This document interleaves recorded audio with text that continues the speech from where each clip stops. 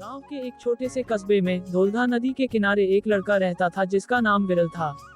विरल के पिता एक किसान थे और वे हर रोज धौलधा नदी में जाकर मछलियां पकड़ते थे।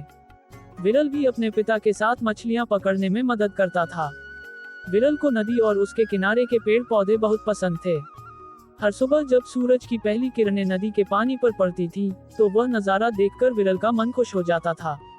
उसकी यही खुशी उसे अपने पिता के साथ मछलियां पकड़ने के लिए प्रेरित करती थी।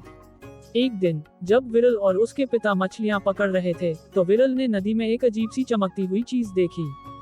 वह चीज सोने की तरह चमक रही थी। विरल ने जल्दी से अपने पिता को बुलाया और उस चीज को पानी से बाहर निकाला। वह एक पुरानी सोने की मछली थी जिसकी आंखें हीरे जैसी चमक रही थी। विरल और उसके पिता ने सोचा कि यह मछली कोई जादुई मछली हो सकती है। वे उसे लेकर गांव के प्रमुख मोनिक के पास गए।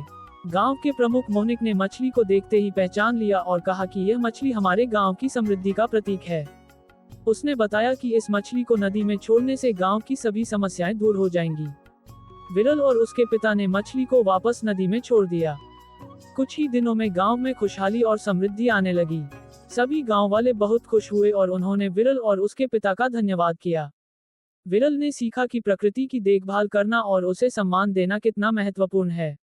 इस तरह विरल और उसके पिता ने न केवल अपने गांव को समृद्ध किया, बल्कि एक महत्वपूर्ण संदेश भी दिया कि हमें हमेशा प्रकृति का सम्मान करना चाहिए।